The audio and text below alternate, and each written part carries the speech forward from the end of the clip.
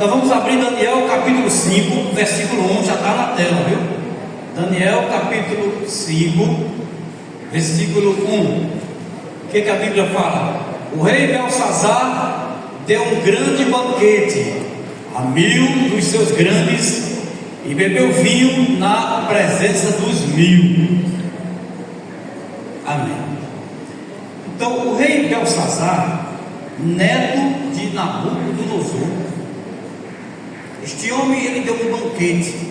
A Bíblia diz que foi 1000 dentre os grandes, e ele chama para o banquete dele os estadistas, os príncipes, todos os sábios de Babilônia. Ele escolheu a dedo os sábios de Babilônia, porém ele não chamou Daniel. Daniel não foi chamado para o banquete de Belsazar. Então este homem, na sua arrogância, faz esse banquete. Não chama Daniel, porque Daniel era velho e idoso. Deus não usa mais Daniel. Daniel não é sábio. Ele, na sua arrogância e orgulho, semelhante a João. João, que escreveu o Apocalipse, quando ele chegou à idade avançada, as igrejas da Ásia não queriam mais contato com João. Deus não usa mais João. João já está velho. Deus permitiu que o imperador Domiciano colocasse João no óleo fervendo. João não morreu. João foi para a ilha de Patmos. Na ilha de Patmos, lá na Grécia, Deus falou com João para João escrever cartas para as igrejas da Ásia. Então, às vezes, na ótica humana, nós queremos julgar as pessoas no lado exterior do que nós estamos vendo. Deus, ele vê o interior. Então, quando o rei Belsazar, na sua arrogância e orgulho, ele faz o seu banquete, ele achou, escolhendo a dedo, os sábios de Babilônia. Daniel não é sábio, não vou chamar Daniel. Mas a Bíblia fala que os humildes, os humilhados, serão exaltados. Oh, glória! E todas as atrações que as riquezas podem proporcionar, acrescentaram o esplendor à cena. Belas mulheres, com seus encantos, servia à mesa do banquete real. E ali diz, meus irmãos, que o rei começa a beber vinho como quem bebe água, diante dos seus hóspedes, diante dos seus convidados. Ele começa a beber vinho como quem bebe água. No auge da embriaguez, a Bíblia fala que a bebida forte é escarnecedora. Vinho é escarnecedor.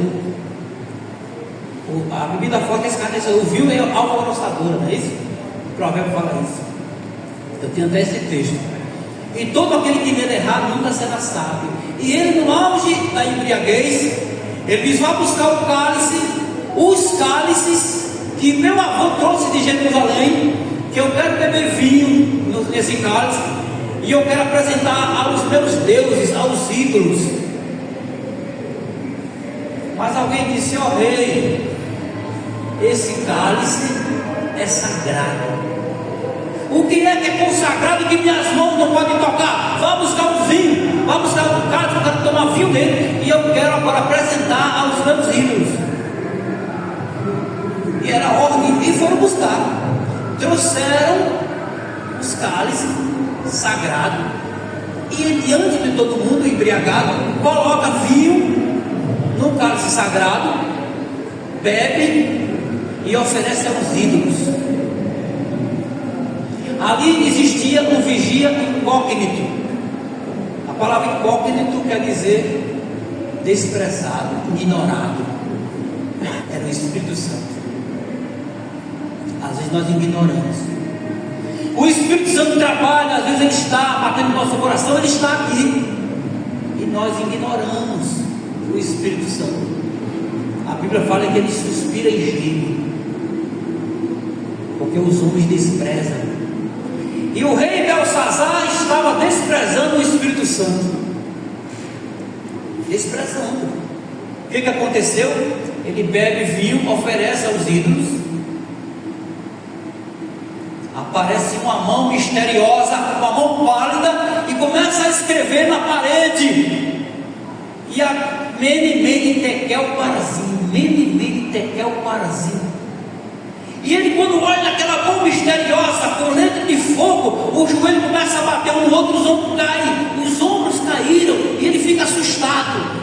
E ele estava cheio de sábios. E ele chama todos os sábios que ele escolheu a dedo para dar o significado. O que significa isso? O que quer dizer isso? Ninguém sabia. Ninguém sabia dar a interpretação das letras. Aí aparecem os humilhados, serão exaltados, né?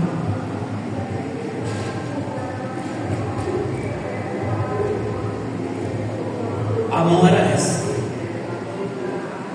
uma pálida mão. Mene, Mene, Tekel, Parazim. Ele disse: eu dou o terceiro lugar do reino, terceiro lugar, e vou cobrir a pessoa de ouro dos pés à cabeça. Quem dá a interpretação? Era um prêmio muito alto. O terceiro lugar do reino. Ninguém sabia dar a interpretação. Ninguém sabia. Aí a rainha, a mãe rainha, disse: olha, tem um dos cativos de Judá que teu avô trouxe para cá. É o único que sabe dar a interpretação. O único que não foi chamado. Para o rei Belsazar, Daniel não era sábio. Não, Daniel não é sábio, é velho e idoso. Deixa para lá. E Deus usando. Aí lá vem Daniel para dar a interpretação dessas palavras. Daniel disse: o senhor não viu o que Deus fez com o teu avô? Deixou 7 anos no meio do mato como um bicho, porque foi desafiar Deus. Você não viu isso? E você quer desafiar Deus diante dos teus hóspedes? Quem é o homem que vai desafiar Deus? A Bíblia fala que a honra está preparando também um banquete para colocar o domingo como um dia sagrado. Homens sábios escolhidos a dedo para decretar um decreto dominical para todos os homens. Está em Apocalipse 13. Todos os grandes e pequenos homens obedecer à lei de santificar o sinal da besta. E Deus vai escolher os pequenininhos para dar a interpretação dessa profecia quando se levantar. Então Daniel chega e Daniel diz: olha, os teus presentes eu não quero, dê a outro, mas eu vou dar a interpretação com significado. Eu vou dar, mas eu não quero teus presentes, porque Daniel conhecia as profecias. E Daniel tinha dado a interpretação, Daniel capítulo 2, de uma estátua muito grande que o rei Nabucodonosor era avô dele, tinha sonhado, e nem ele sabia dar a interpretação. Ele nem sabia o sonho. Ele chama todos os sábios de Babilônia e diz: eu quero que você dê a interpretação do sonho. Quando o sonho morrer, Deus tinha tirado do córtex pré-frontal dele o conhecimento do sonho, onde fica a personalidade do homem, o córtex pré-frontal. Deus tinha tirado, ficava só no hipocampo ali, no solo. Ele não sabia, não. Quanto o sonho, ele não sabia. Como era que o povo ia dar a interpretação? Mas Daniel teve. E Daniel sabia que era a cabeça de ouro, era a Babilônia. Depois vinha o que? A prata, o peitoral de prata, que era outro reino inferior, Medo-Persas. Depois vinha aqui, ó, o quadril de bronze, que era quem? Grécia. E Daniel, como interpretador da profecia, ele sabe. Por que não quis o reino? Porque ele sabia que já estava entrando a Grécia, já estava invadindo o Medo-Pérsia. Ele sabia, disse: para que eu vou querer o reino? Está chegando aí, ó, o reino da Grécia. Através de quem que a Bíblia fala? que invadiu lá? Não, isso mesmo. Só que eu errei, só que era Babilônia, quem estava entrando lá era os Medo-Persas, que era Dario, e a Bíblia de Isaías fala do outro, do comandante, que era Ciro. Comandante Ciro. Daniel sabia que Ciro já estava entrando para tomar o reino de Babilônia, porque Babilônia estava caindo, estava entrando o Medo-Persa, a Grécia, que é Alexandre. Depois vem Roma, aqui. Roma é as pernas do ferro. E nós já estamos aonde? Nos pés. Isso está em Daniel 2. Quando você chegar em casa, vai ler. Nós estamos já nos pés da estátua. Uma parte de barro, com lama e ferro. Mas lá era o peitoral de prata. Daniel sabia que os Medo-Persas já estavam entrando. Ciro já estava entrando. Eu não quero ter os presentes, dê para outro, porque ele sabia. Às vezes nós agarramos com as coisas deste mundo, unhas e dentes, mas não sabemos que Deus já preparou um reino para nós. Aleluia! Deus preparou um reino. Ele disse: eu vou ao meu Pai e voltarei. Às vezes nós agarramos com unhas e dentes só as coisas terrenas, esquecemos o reino. Ele falou para Pilatos: o meu reino não é deste mundo. E nós temos esse reino pela palavra de Deus. Daniel não quis. Aleluia por isso. Aqui diz, ó. Vou só passar aqui.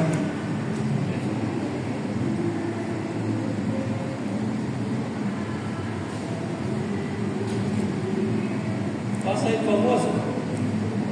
Aqui fala que a consciência despertou, as juntas dos seus lombos se relaxaram e os seus joelhos bateram um no outro. Belsazar se levantara impiamente contra o Deus do céu e tinha confiado em seu próprio poder, não supondo que alguém ousasse dizer: por que faz isto? Mas agora sentia que precisava prestar contas da sua mordomia.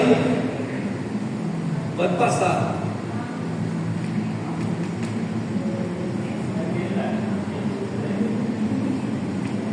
Aí diz, ó, aquelas palavras, pode passar. Aí fala, ali é o significado das palavras. O profeta Belsazar falou, a Belsazar: não brilhaste o teu coração, ainda que soubeste tudo isto, e te levantaste contra o Senhor do céu, pois foram trazidos os vasos da casa dele perante ti, e tu e teus grandes e tuas mulheres e tuas concubinas bebeste vinho por eles. Além disso, deste louvores aos deuses de prata e de ouro e de cobre de ferro, de madeira e de pedra. Então Daniel falou assim, ó: dividido foi o teu reino, os teus dias estão contados. Pode passar. Dividido foi o teu reino. Aqui fala mene. Mene quer dizer o quê? Mene. Contou Deus o teu reino e o acabou. Tekel, pesado foste na balança e foste achado em falta. Pérez, dividido foi o teu reino e deu-se aos medos e aos persas. Pode passar. Então Daniel sabia a profecia, não quis o reino. Não. Quem veio tomar conta foi Dario. Qualquer que leste, ele falou aí, ó: a sabedoria celestial não pode ser comprada ou vendida. É Deus aqui dá. A sabedoria celestial, ela não é comprada nem vendida. Cessou o ruidoso da festa, a ruidosa festa, certo? Quando Deus faz os homens temerem, eles não podem ocultar a intensidade desse terror. Ele foi desafiar Deus. Quando a palavra apareceu lá, ele se tremeu todo. Foi como um juízo panorama. Todos eles que estavam na festa viram, é uma visão panorâmica, os seus pecados. Eles viram, semelhante ao juízo executivo. Diz que no juízo executivo que a Bíblia fala, quando Cristo vier pela segunda vez, pela terceira vez, isso é um estudo, ele vai fazer a segunda ressurreição, e muitos que vão ser ressuscitados pela segunda vez, bem-aventurados são os que participam da primeira ressurreição. Sobre isso não tem poder a segunda morte. A segunda ressurreição é só para a morte. Eles vão ser ressuscitados e vão saber por que vão morrer, porque vai passar uma visão panorâmica dos pecados deles. Assim também, no banquete de Belsazar, eles viram seus pecados, viram a condenação. E todos nós vamos passar perante o tribunal de Deus. Isso está em Coríntios. Pode passar, não.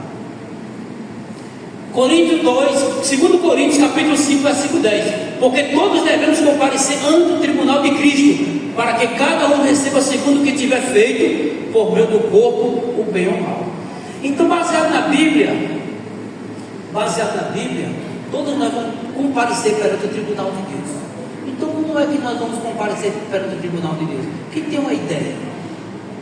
Como é que nós vamos comparecer perante o tribunal de Deus? A Bíblia fala aqui, pode colocar um texto, senhor. Todos nós vamos comparecer perante o tribunal de Deus. Como é que nós vamos comparecer? Quem é estudante da Bíblia quer falar para a gente aqui? Esse povo que conversa muito aqui. Como é que nós vamos comparecer perante o tribunal de Deus? Então é falar com o povo. Como é que nós vamos comparecer perante o tribunal de Deus? Como é? Como é que nós vamos comparecer? Como será a prática? Teoria. Vai ser aberto os livros vão ser abertos, e aí nós iremos comparecer perante Deus para sermos julgados. Os livros. Como é que nós vamos comparecer perante o tribunal de Deus? Eu acredito que vai ser quando for abertos os livros. Eu acredito o seguinte, né? Que vai ser abertos os livros, e aí vai dar tudo aquilo que cada uma das pessoas fizeram. Não tem como dizer eu não fiz isso. Teve um evento de eu não pude, teve um chamado, eu não sabia. Não vai ser passado nada, porque está tudo escrito em nome de Jesus. É assim que nós vamos comparecer, com todas as ações, entre o bem e o mal que nós fizemos. Amém. Quer falar, doutor, alguma coisa? Como é que nós vamos comparecer perante o tribunal de Deus? Eu creio que nós vamos comparecer no dia, depois da ressurreição, vamos participar da ressurreição. Aqueles que foram perdoados, se arrependeram, vão ter a oportunidade de ver que eles foram perdoados pelo sangue de Cristo. E aqueles que vão comparecer, nós, segundo a Bíblia, vamos julgar até os anjos. Porém, aqueles que vão comparecer, nós vamos comparecer, mas se nós acertamos aquilo, vamos comparecer como remidos, perdoados, justificados, santificados, restaurados, regenerados. Agora, e o ímpio? Ele também vai comparecer, mas lá ele vai receber o que? A sentença.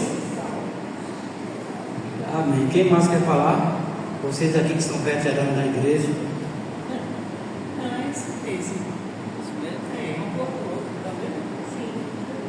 Mário Sérgio quer falar alguma coisa? Como é que nós vamos... A Bíblia fala lá em 2 Coríntios 5, versículo 10, que todos nós comparecemos perante o tribunal, vamos comparecer perante o tribunal de Deus.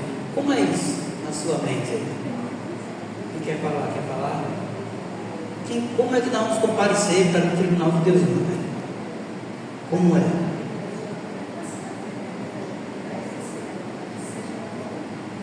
Como Gênesis falou, né? Que o livro vai ser aberto, que seja bom, que seja ruim que a gente fez, estará anotado, né? E nós tínhamos que fazer parte da primeira ressurreição, não é da segunda. Glória a Deus por isso. Está certo. Nós vamos comparecer perante o tribunal de Deus, é porque quando der a meia-noite, a Bíblia fala, quando der apostasia, o Pai vai sair do trono dele, do lugar santo, vai lá para o Santíssimo. Daniel 7, 13. Daniel 7, 13. Porque vão calcar pés da lei de Deus. Aí ele vem para o Santíssimo. Quando ele chega no Santíssimo, aí ele manda chamar o filho. Certo? Se você pegar a Bíblia em Atos 17, versículo 31, lá também fala que Paulo disse que determinou um dia do juízo. Está determinado dia do juízo. Esse dia do juízo, justamente, a Bíblia fala a vida como um ladrão, porque pega muito de surpresa. Quando o Pai for para o Santíssimo de novo, aí eu vou entrar agora nas profecias para a gente concluir. O Pai vai para o Santíssimo, chama o filho. Aí o filho vem numa carruagem de fogo, com roda de fogo, para o ancião de dias. Aí os livros estão abertos. Pode ter livro, minha irmã. Os livros são abertos. Daniel 7, 9 9 a 13. 3 livros. Quando você se batiza aceitando Cristo como seu Salvador, o nome vai para o livro da vida. O nome vai para o livro da vida. Está lá. Agora, quando não vai para o livro da vida, não é obrigado a ficar. Às vezes sai. Às vezes sai. Por que sai? Porque as obras não correspondem com a Bíblia. O nome não está no livro da vida. A dividir sai do livro, não está lá no livro da vida. A única igreja da face da terra que prega tudo que eu estou pregando chama-se Igreja Adventista do Sétimo Dia. Ela é até taxada nas redes sociais de ser fanática, de ser heresia, de ser herege, de ser uma igreja seita, porque ela prega juízo investigativo do santuário celestial. Aí as igrejas chamam ela de seita, porque ela prega isso aí. Eles falam que não é bíblico. Não é bíblico. Abra aí, irmão. Romanos 8. Romanos 8, lê de 1 a 5. Aí você vai Romanos não, Hebreus 8. Aí você lê, porque existe um santuário celestial. Quando Deus chamou Moisés, Êxodo 25, 8, Moisés faz um santuário, que eu quero ficar no meio do povo. Então, para Deus ficar no meio do povo, tinha que ter um santuário. Então, a salvação, ela é resumida no santuário, que é um santuário não feito por mãos humanas. O que Moisés fez, Deus deu um modelo. Ela servia de cópia, de modelo. Ela foi uma alegoria, Paulo fala. Hebreus 8, como é que diz lá? E Hebreus 9. O que acontece? Então, nossa salvação, nós que somos seres humanos, nossa salvação, ela depende de onde? Do conhecimento do santuário. Do conhecimento do santuário. Hebreus 8, 1 a 5.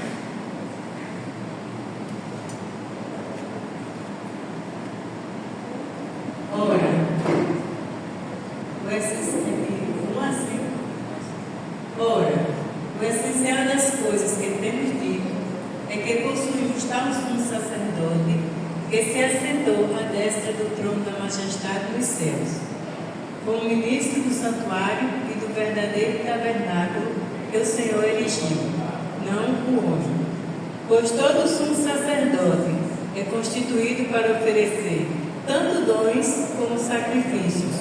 Por isso, era necessário que também esse sumo sacerdote tivesse o que oferecer. Ora, se ele estivesse na terra, nem mesmo sacerdote seria, visto existirem aqueles que oferecem os dons segundo a lei, os quais ministram em figura e sombra das coisas celestes. Assim como foi Moisés divinamente instruído quando estava para construir o tabernáculo, pois diz ele: vê que faças todas as coisas de acordo com o modelo que te foi mostrado no mundo.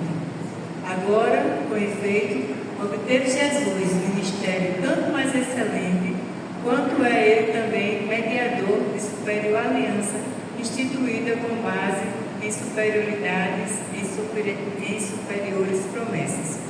Porque se aquela primeira aliança tivesse sido sem defeito, de maneira alguma estaria sendo buscado lugar para uma segunda. E de fato, repreendendo-os, diz: eis aí vem dias, o Senhor. Eis aí vem dias, diz o Senhor, e firmarei nova aliança com a casa de Israel e com a casa de Judá. Glória a Deus por isso. Então, meus irmãos, existe um santuário celestial, está provado aí.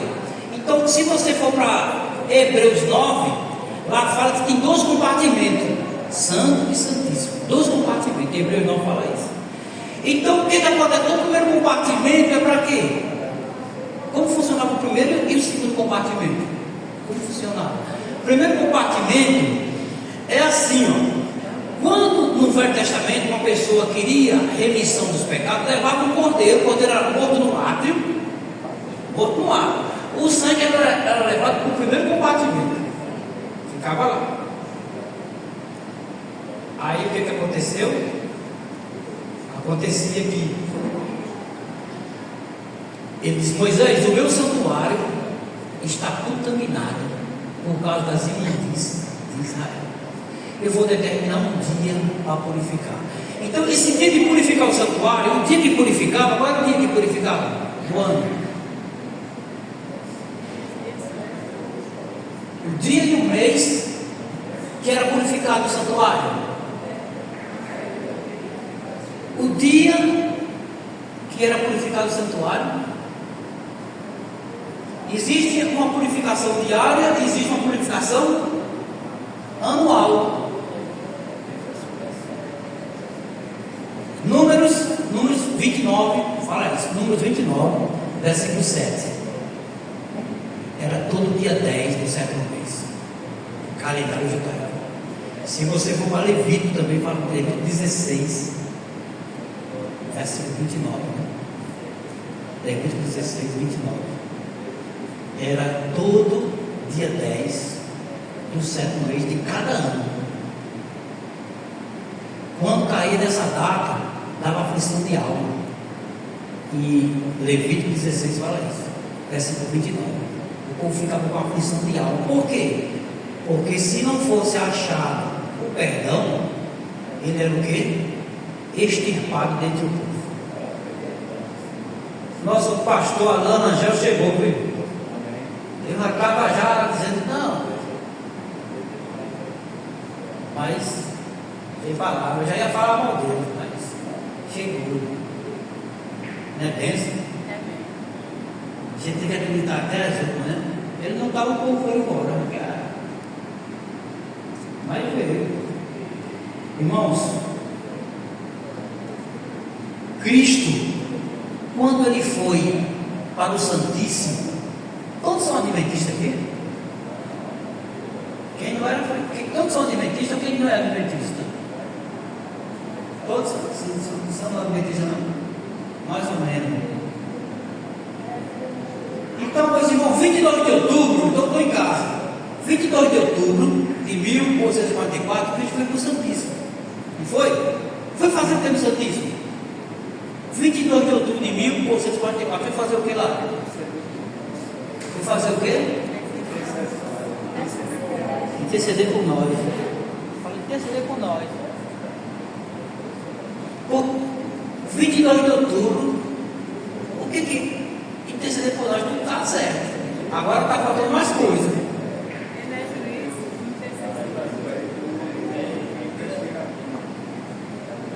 Rapaz, na foto o senhor é velho, mas em presença assim, isso é bom. É melhor ao vivo. Na foto, eu pensei que era um coroa, mas 22 de outubro de 1844, Jesus foi para o Santíssimo fazer o quê? Estudamos da Bíblia. Nós que somos adventistas. Olha que nós somos taxados como herege por pregar isso. Foi purificar o santuário. E como era que fazia a purificação do santuário? Em Levítico 16, como é que purificava o santuário? A cerimônia que eles usavam, como era? Isso, 2 bodes. Porque tinha que espiar o santuário, remover o pecado do santuário. Moisés, o meu santuário está contaminado por causa das imundícias do filho de Israel. Eu vou purificar ele, vou determinar um dia. Número 29, versículo 7. Eu vou determinar um dia. Dia 10 do sétimo mês. Calendário judaico. Por isso que quando Samuel Snow pegou os cálculos errados de Guilherme Miller, Samuel Snow botou lá, 22 de outubro, que era a data que caiu. Dia 10 do sétimo mês, caiu aquela data. Agora eles erraram, não a data, eles erraram o quê? O evento. Eles pensavam que Cristo estava vindo em glória. Isso. E nós, adventistas, às vezes estamos indo no mesmo erro. Por quê? Nós estamos indo no mesmo erro. Nós, adventistas, às vezes estamos indo no mesmo erro. Porque nós, adventistas, às vezes colocamos Jesus Cristo no Santíssimo. No Santíssimo. Ele foi para lá, não foi 22 de outubro? Nós colocamos Cristo no Santíssimo, intercedendo por vivo e por morto. No Santíssimo. temos que dar uma corrigida, uma correção. Estou falando com a autoridade da palavra que eu vou abrir. Quando Ellen White, quando o doutor Ellen White começou a pregar a porta fechada, para 63, primeiro mensagem escolhida, para 63 a 64, ela fala porta fechada. Aí, ela começou a pregar para quando Cristo vai para o Santíssimo, Levítico fala, em pleno profeta fala, cessa o trabalho do lugar santo. Quando o sumo sacerdote ia para o Santíssimo, purificar o santuário, cessava o trabalho do lugar santo. Aí ela disse: opa, fechou a porta da graça, começou a pregar. Eu, junto com um corpo de obreiro, comecei a pregar a porta fechada. Aí Deus chamou ela e deu uma visão. Primeiros Escritos 252. Eu opero em ambos os compartimentos. Eu estou no Santo e no Santíssimo. Por quê? Porque você vai para o Patriarcas e Profetas, 253, o assunto leva ao santuário. Vou dar os textos. Eu gosto de mostrar a fonte, né? Eu acho que eu penso, não, eu dou o que está escrito. O que acontece? Quando não existe altar de intercessão diária no lugar santíssimo, não tem. Só existe altar de intercessão perpétua no Santíssimo. Altar de intercessão diária onde? No Santo. Temos que entender os dois compartimentos. Hebreus 9 fala de dois compartimentos. O compartimento do Santíssimo, que é Santo dos Santos, só serve para quê? O grande profeta fala somente para purificar o santuário. Se você é adventista do sétimo dia e diz que Cristo está no Santíssimo e intercedendo para os vivos, você está errado, você não entende santuário. Não entende. Concorda comigo, pastor? Eu estou errado. Se você falar que Jesus está no Santíssimo e intercedendo por vivo, está errado, você não conhece o santuário. Jesus está no Santíssimo, sim, desde 1144, fazendo intercessão perpétua para os mortos. Breve, ninguém sabe quão breve passará ele nos casos dos vivos. Por isso que a parábola foi e será cumprida ao pé da letra. Terá outra aplicação da parábola, na parábola das 10 virgens, que simboliza a igreja adventista do sétimo dia. A igreja a parábola das 10 simboliza a experiência dos adventistas. Por isso que quando Jesus foi para o Santíssimo, os adventistas, que eram bilheritas, pregaram a volta dele em glória. E nós adventistas só pregamos Jesus vindo em glória, e a vida como ladrão. Que é isso? Vida como ladrão? Vou pregar a Bíblia. Apocalipse 3, versículo 3. 1 Tessalonicenses capítulo 5. Tem Mateus 24, versículo 40 ali agora. Se o pai de família soubesse a que hora da noite viria um ladrão, ele minava a sua casa, não deixaria o ladrão roubar a sua casa, ele vigiaria. Aí que está vós também apercebido, porque o Filho do Homem há de vir a hora em que vós não penseis.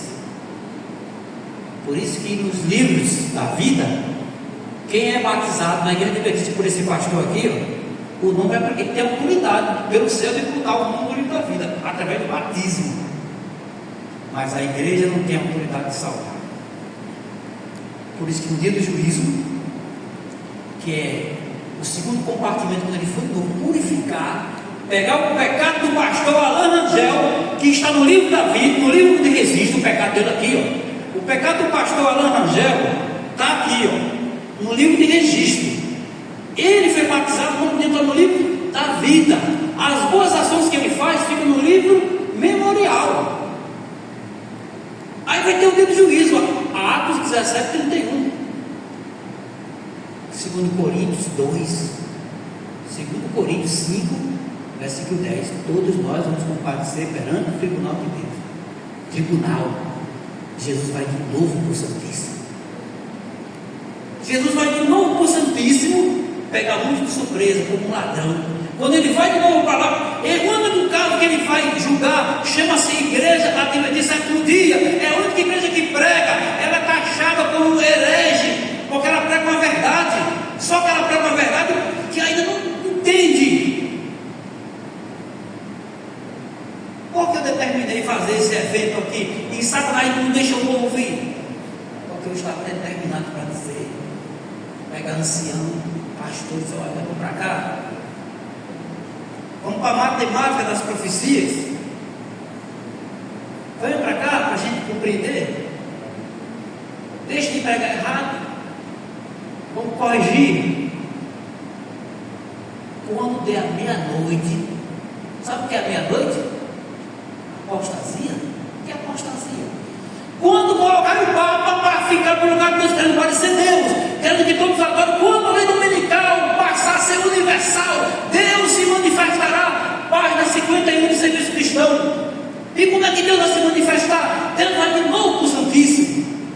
Porque no Santíssimo é onde Ele pega os nossos pecados e joga para Satanás. Se você lembra dos seus pecados, porque esses pecados ainda estão no lugar santo. Quando vai para o Santíssimo, que você foi aprovado, sai da sua cabeça o pecado, porque Ele joga no bode Azazel.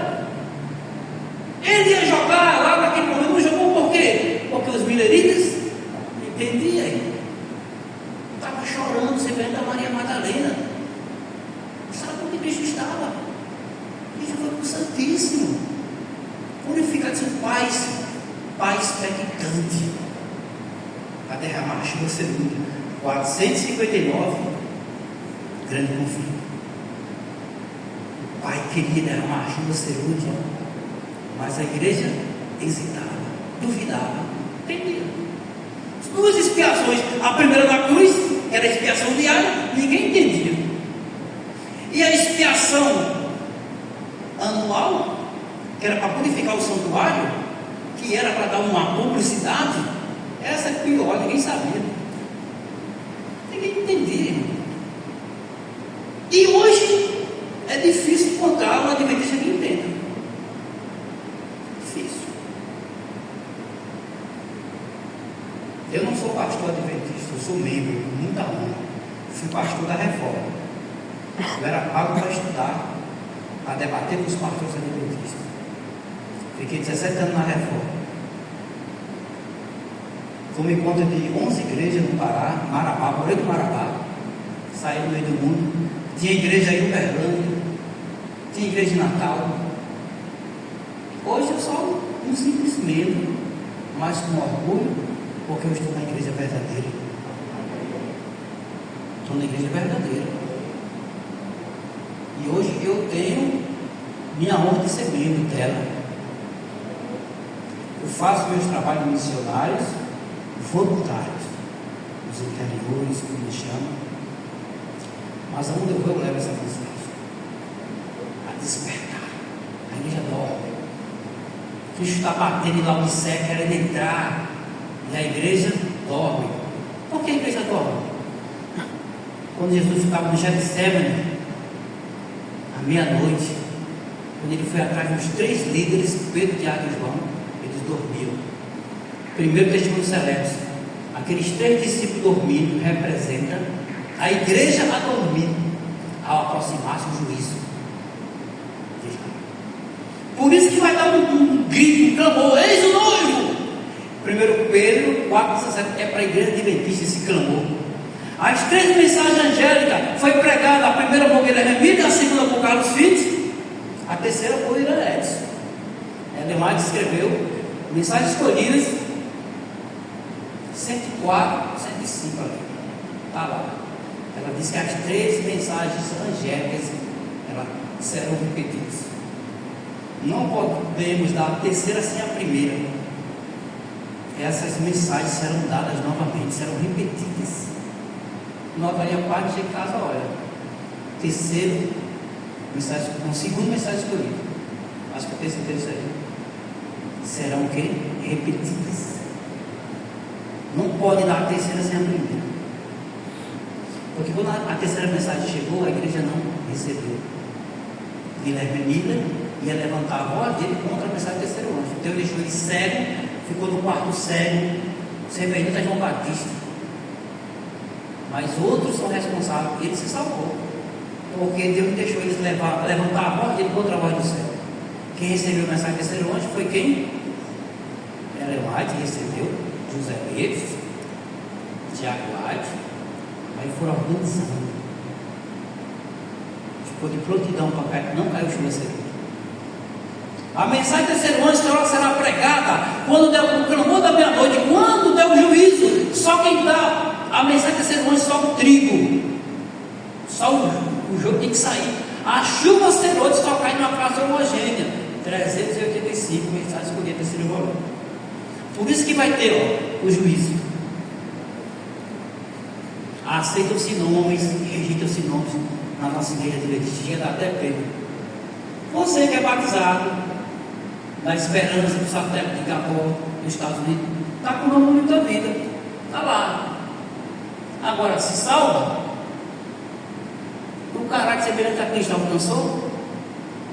A parábola das bodas, Mateus 22:11. Amigo, como entraste aqui sem as vestes oficiais? Quando o pai chama o filho, que abre o livro, pega o livro da vida, o livro da vida, os nossos nomes estão no livro da vida.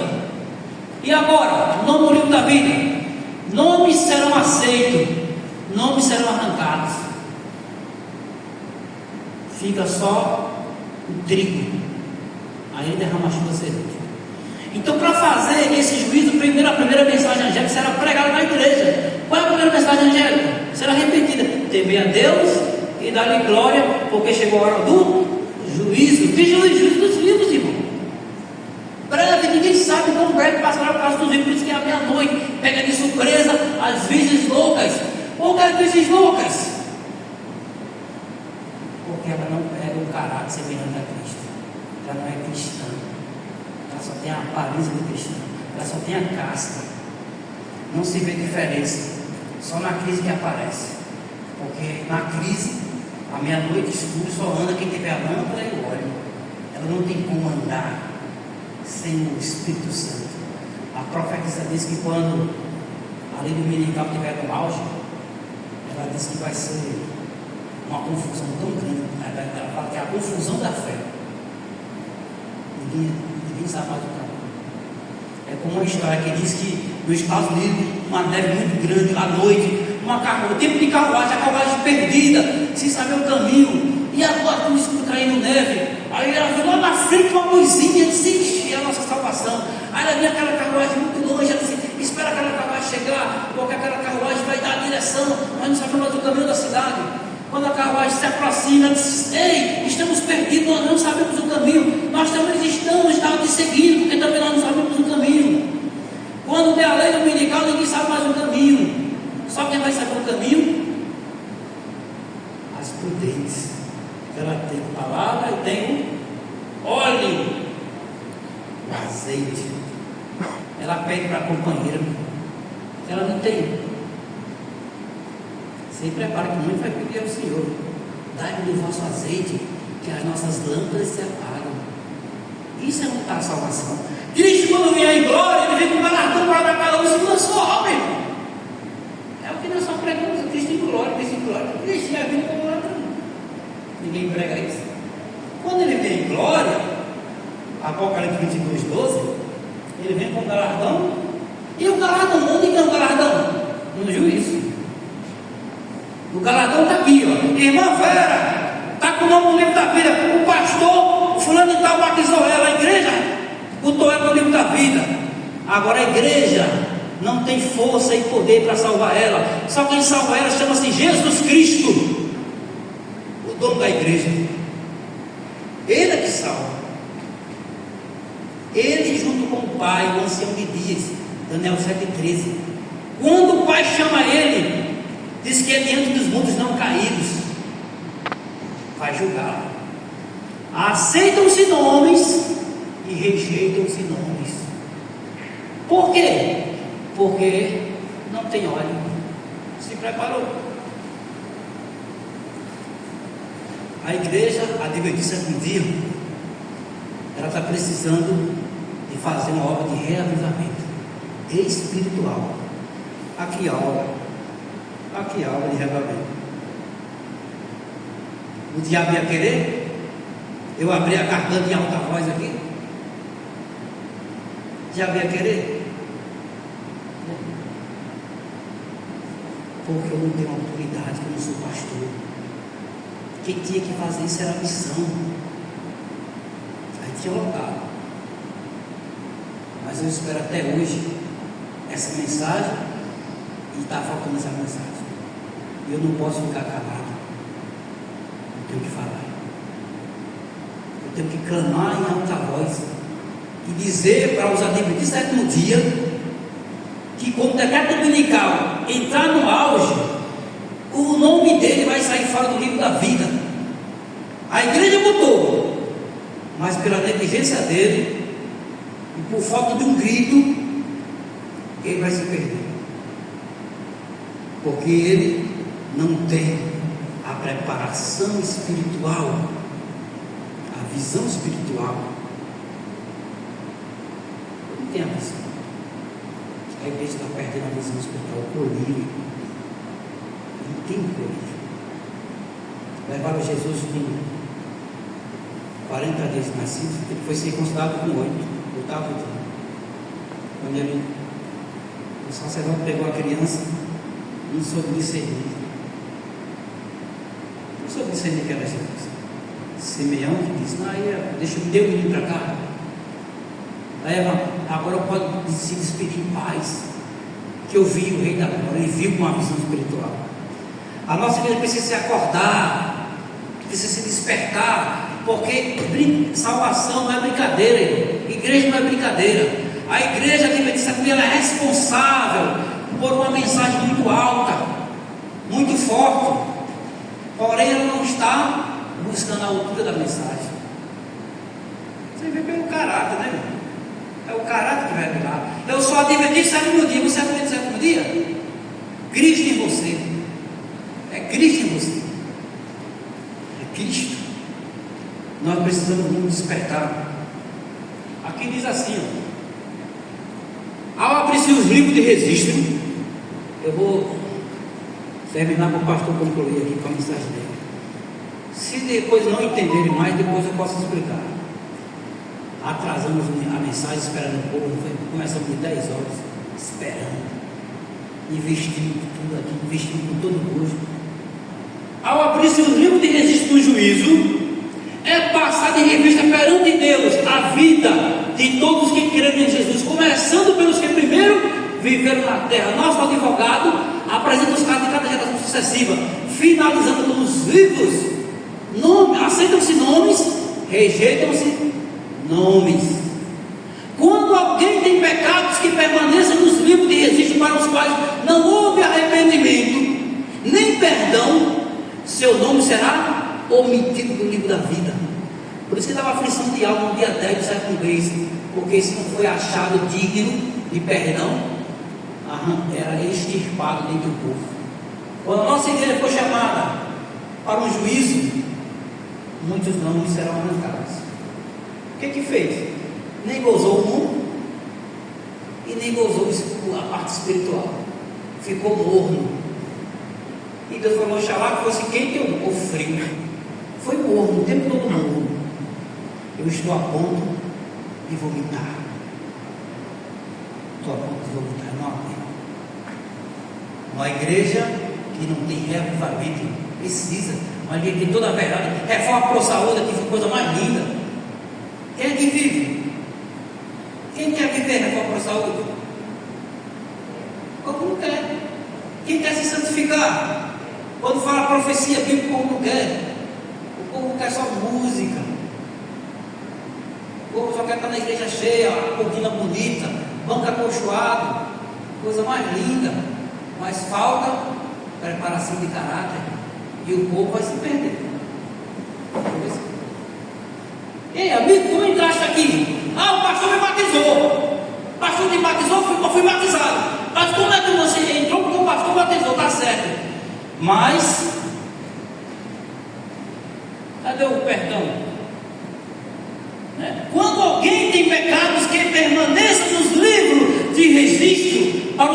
não houve arrependimento nem perdão, o que que arranca? O que que faz?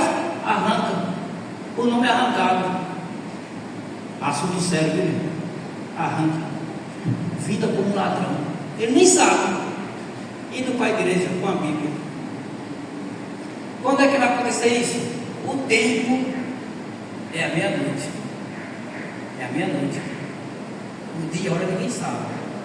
Mas o tempo a gente sabe que é a meia-noite. Deu a meia-noite. O que vai acontecer? Nessa hora que dá a meia-noite, que desperta as virgens, aí muitos vai querer a consagração. Aí é tarde. Vamos passar agora ao memorial escrito diante de Deus, no qual estão registradas as boas ações. Do texto bíblico aí de Ellen White, pegando a Bíblia e explicando, certo? Aonde estão registradas as boas ações. Quem teme ao Senhor e para os que se lembram do seu nome. Malaquias 3,16. Suas palavras de fé, atos de amor, atos de registrados no céu. Neemias aí se refere quando diz: Deus meu, lembra-te de mim. Não risque as beneficências que eu fiz. Ali toda a tentação resistiu, todo o mal vencido, toda a palavra de terra, compaixão que se proferir, acham-se fielmente historiados, né? Ato de sacrifício. Há também um livro de registro, há também um relatório dos pecados dos homens, porque Deus há de trazer a juízo toda obra, até tudo que está encoberto, que seja bom, que seja mal, de toda palavra ociosa que os homens disserem, onde dá conta do juízo.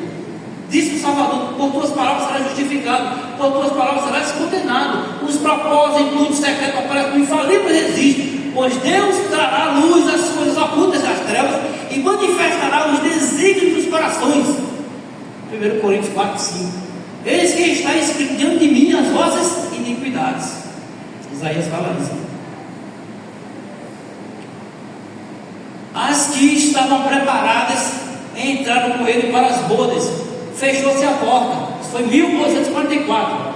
Elas não deveriam estar presentes em pessoa nas bodas, pois que estas ocorrem no céu, ao passo que elas estão na terra. Os seguidores de Cristo devem esperar o seu Senhor quando houver de voltar das bodas, mas devem compreender o trabalho de Cristo e segui-lo pela fé. Ao ir ele perante Deus, é deste sentido que se diz: ir ele às bodas. Bodas é o casamento. Cristo vai casar com a Nova Jerusalém. Nós somos os convidados que estamos na adjacência do lar da noiva. Os convidados, as virgens casadas de branco. Aí quando ele vai casar com a Nova Jerusalém, ele vai ver os convidados que foram chamados. Os convidados é aberto, os livros da vida. Não tem as vestes nupciais. Não tem vestes nupciais. Por isso que arranca do livro da vida. Isso é vida como ladrão, que a pessoa não percebe. Não arranca do livro da vida. Quando separa do céu, na terra também separa. O vendaval da perseguição leva o jugo. Aí o trigo recebe a chuva do Senhor. A mesma figura do casamento é apresentada na parábola do capítulo 22 de Mateus, parábola das bodas. O que é encontrado em falta é lançado fora. Mas todos os que, sendo examinados e verificados, terem vestes nupciais, são aceitos por Deus. Alguma pergunta, irmão? Está dando mal a cabeça aí? Quem quer fazer alguma pergunta? Eu vou já passar o microfone para o pastor. Passa aí, por favor. Eu vou terminar com o texto aí, que existem duas vidas: vida em glória e vida como natural. Pode passar. Isso aí pode passar, aí é a prova que o povo de Deus, porque é assim. Pode passar. Pronto, aí tá bom. Encerrando-se o ministério de Jesus no lugar santo, passando ele para o Santíssimo e ficando em pé diante da arca, a qual contém a lei de Deus, enviou outro anjo, que é o Espírito Santo. O anjo quer dizer um mensageiro poderoso, com uma terceira mensagem ao mundo. Um pergaminho foi posto na mão do anjo, e descendo ele à terra com poder e majestade, proclamou uma terrível advertência, uma mais terrível ameaça que já foi feita ao homem. Essa mensagem estava destinada a pôr os filhos de Deus de sobreaviso. Então, quando ele encerrar o ministério dentro do lugar santo, que ainda não encerrou, quando ele encerrar o ministério, isso está no primeiro escrito, quando ele encerrar o ministério dentro do lugar santo, lugar santo, ele ainda faz ainda intercessão diária. Quando ele vai para o Santíssimo, a intercessão é perpétua, é para tomar a decisão. Intercessão diária ainda do Santo. Pode passar, não. Pode passar.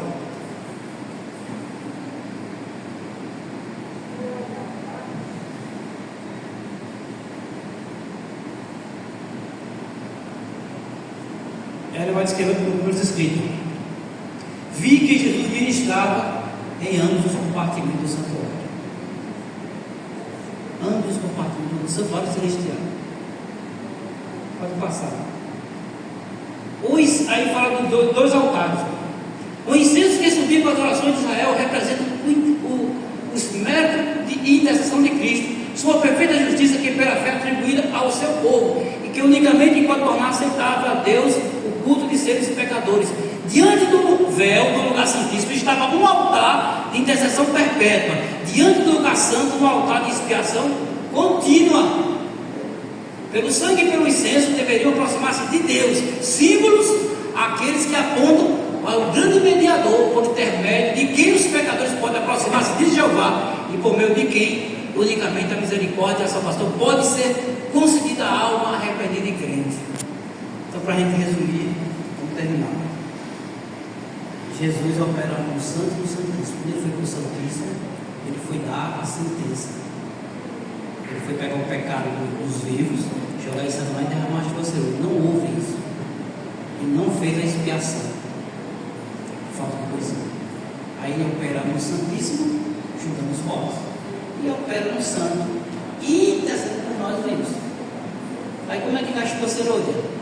Vai dar meia-noite, ele vai de novo para o Santíssimo, julgar, separar joio de trigo, que é a nossa igreja. Certo? Então a igreja adventista, a palavra deve ter simboliza a igreja adventista. Posso encerrar? Alguma dúvida? Alguma pergunta? Então está aí o texto para terminar. Viu o Pai erguer-se do trono. Viu o Pai erguer-se do trono, num flamejante carro, a entrar no Santo dos Santos, para dentro do véu e assentar-se. Então Jesus se levantou do trono, e a maior parte dos que estavam curvados ergueram-se com ele. Não viu um raio de luz sequer passar de Jesus para a multidão descuidada.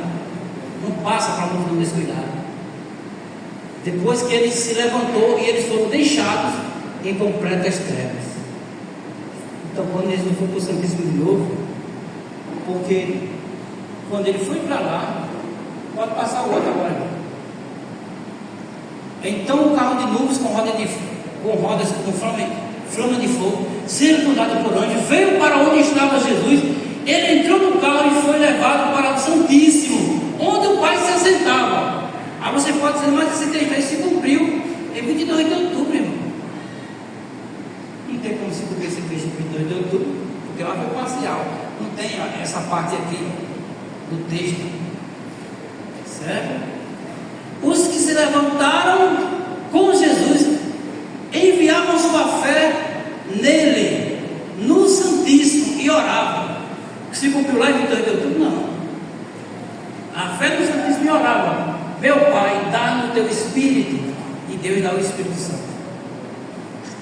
O que Deus venha abençoar vocês, se vocês venham lutar com vocês mesmos, pedir a Deus a purificação do caráter, para no dia do juízo vocês serem achados dignos de ganhar a vida eterna. Amém? Amém. Então nós vamos passar aqui a palavra para o louvor, e depois do louvor o pastor vai encerrar com a sua bênção final e com a sua mensagem. Que Deus seja honrado. Nós vamos se ajoelhar, vamos fazer uma oração. Vamos ficar de joelho, vamos orar.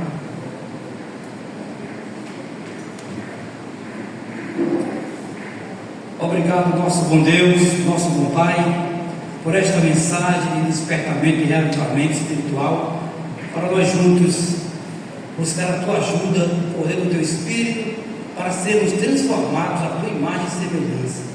Abençoa a Tua igreja, o Teu ministério, faz os pastores anciãos despertar o Teu povo para uma grande crise que se aproxima, que é justamente a apostasia.